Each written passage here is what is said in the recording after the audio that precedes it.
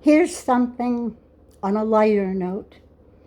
As I told you, when I'm reading Quran, the words of Allah, which is the only real truth, entered my heart, and comparisons occur with what language I've already studied. And this one has always struck me. إذا قرئ القرآن. قرئ. It's the past tense verb of قرأ. اقرأ. اقرأ means read. قرئ means is read. When the Quran is read, فأنصتوا, pay attention to it. So now, throughout the Middle East, they play the Quran out loud in every shop, feeling it's going to give them blessings as they haggle over prices. It's the opposite. However, there's a superstition that when the Quran is played, that all of the spirits, the evil spirits, will run away and be afraid. Well, it depends on what else you're doing, because you will find that this is something problematical. The evil spirits run away when you read it and you believe in it. The words are simply, I shouldn't say simply, they're the words of Allah, so they're not simple. But they are a means to an end for you to pay attention. That's why it says in situ, pay close attention. إذا قرئ القرآن. Now, I'm thinking about the country called Korea. Now, we believe, or those of us who follow something called al-ilm al-huruf, each letter has a specific power. We have some letters that are extremely, you can say, even in their pronunciation, they are very strong. And then other words are very delicate. We call it in Arabic tafkhim, which would be like dod, qaf, gha, kha, ayn. You can hear it.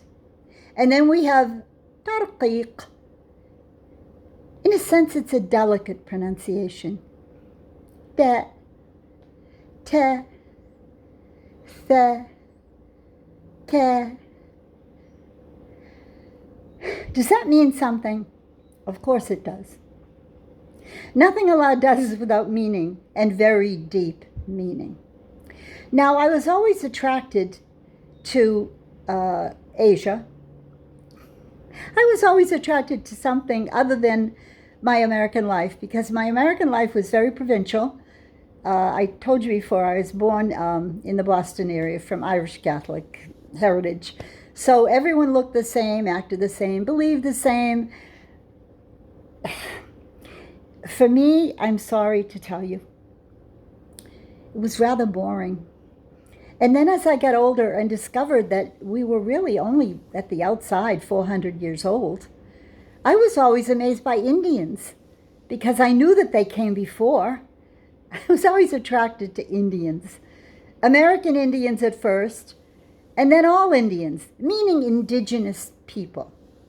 Now, before I get off the track, I'm not blaming my Catholic upbringing. Never believed in the Trinity. Never believed that the hanging body on the cross in practically every room of my 16-room house of my dad, hanging there all bloody with a crown of thorns, I never believed that that was the Almighty. Never, not for one single second did that lie enter my heart, which is probably why you see me here today. Oh. So I don't in any way hold anything against those nuns. Actually, I like them. I liked them because they were serious, clean, organized, and for the most part, very capable as teachers. Were they gentle and kind? A couple of them stick out as that in my mind, especially my first grade teacher, Sister Mary Nicholas. You know, if you set your child off on the right foot in the very beginning, I don't remember the KG teachers, honestly, However, Sister Mary Nicholas, when I went to find her 30 odd years ago, I returned to my elementary school, St. Agnes in Arlington, Massachusetts. And I went to the head office. Hardly found any nuns in habit anymore. They looked like street clothes. And I was told that she was blind and it wouldn't do much good to try to talk to her. And I wanted to. And I said, well, of course, I'm wearing a hijab, so right away I was problematical in their worldview. But I said, no, all the more so. There's blessings for visiting the sick and disabled and elderly and so forth. And I was driving back then, and I really wanted to see Sister Mary Nicholas, and they wouldn't give me her address. Silly me. Ought I have expected anything different? Allah wants this, you see. He wants everything to be perfectly clear. Let's get back to Korea. So as I learned more Arabic, I remember I was at a Muslim gathering, some MSA, something like this in Cambridge, Massachusetts. And I was on the second floor. I was just looking down, and I was new at that time. My son and I had just returned. He was 15, and we left Egypt and came to my hometown. And I noticed that there was a couple behind me, kind of staring at me. And I turned around, and I smiled, and I said, "Ah, Assalamu alaikum. How are you? Are you from Korea?" And they smiled broadly and said, "Yes, how did you know?" How do I know? Allah puts things, awarenesses, shall I say that? Things to make you aware of whatever He wants you to be aware of at that particular point in time. So I asked them straight out. I said, "I noticed you're staring at me because I'm a white Muslim, right? I got to cut to the chase. Don't want to waste time." And they said, "Oh, well, you know, all the bowing and the sweet laughing and just the cute Asian way of being so subtle and polite. They all are." And I said, "Well, I don't blame you, because look around. There's not many of us here, practically none back then. I mean, this is probably, oh my goodness, 20 odd years ago or more." I said, "May I ask you a question?" I said, first off, I was raised Roman Catholic by nuns.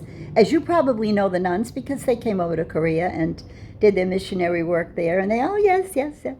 I said, "Okay, well, let me just ask you a question. How do you say the word mother and the word father in the Korean language?" I just suspected what they were going to say. Now, I may not pronounce it properly, but it is a version of and ab.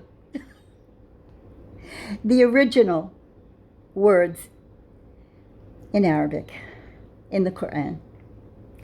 For mom, we would spell it U-M-M, and ab for dad, we would spell it A-B-B. So now, what did the enemy do? Well, of course, as Allah warns us about them, they changed the letters. And they made it, instead of ma. And they made it, instead of ab, ba. And that's the common parlance in Egypt today. Ya mama, ya baba. The only people that say ummi wa abi are the religious. And that's just about it. And how many are they? Allahu alam. I had heard years ago that you weren't allowed to say that. I had heard years ago, when I first arrived in Egypt, that if you talk like that, they're going to label you Ikhwan Muslimin, the much feared and hated Muslim brethren, who go against. I got to be really careful here, because I love Egypt and I don't want trouble. But there are certain people who don't like them. Shall we say the powers that be? And when you put that S there, now you're in trouble. The powers that be. There's only one power, the Almighty Allah. So many of these young people, and the problem is they were all highly degreed, intelligent, and They had all the components of a threat to the existing regime, whether it be the rich and famous or the military. So they were slowly sidelined, and then they were forbidden, imprisoned. I hate politics because it's just the same old story. It's so boring and redundant and extremely foolish. And it all has to do with, who do you think you are? Oh, is it your vein? Oh, that could be what Satan is. That's what he wants. When he was told to bow to authority, he refused. This is the whole story of Adam and the paradise. And he said, I'm better than him. خلقتني من نار وخلقته من طين. I'm not going to bow to Adam. This is Surah Al-Baqarah. I'm better than him. So the whole pathetic humanity,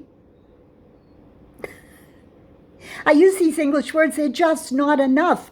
But I may say human comes from hum, which is the personal pronoun, which can refer to all humans. Humma, it's called humma. If you're referring to women alone, it's called hunna. Like in many words in Arabic in the Quran, if they're able to be referenced to both genders, they may be. But when they are distinguished for a reason, like to talk about certain things like menstruation, etc., it's just the female pronoun. Because Laisa dakara kal unta. Allah says the male is not like the female. And now we think we know better.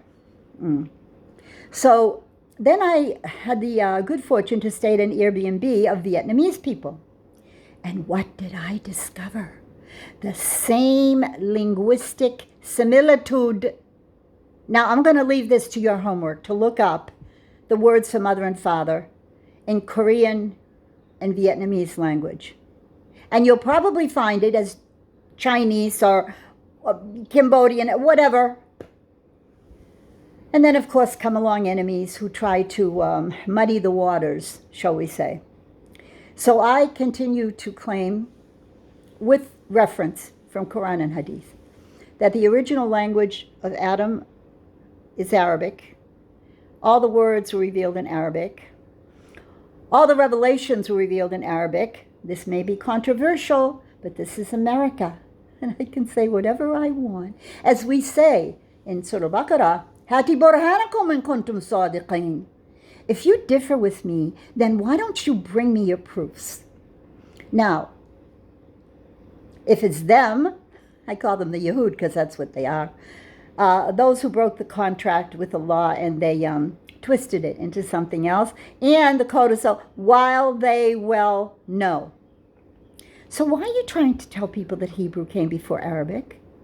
Why are you saying Shalom Aleichem instead of Salam Alaikum? Why are you saying Rosh Hashanah instead of Ras Hashanah? These are just two examples. Peace to you and Happy New Year. I think that's enough with 13 minutes. I have to return to the words of Allah and giving you chapter and verse of how you can do your own research on war. Let's say war and peace. I don't want to just say war.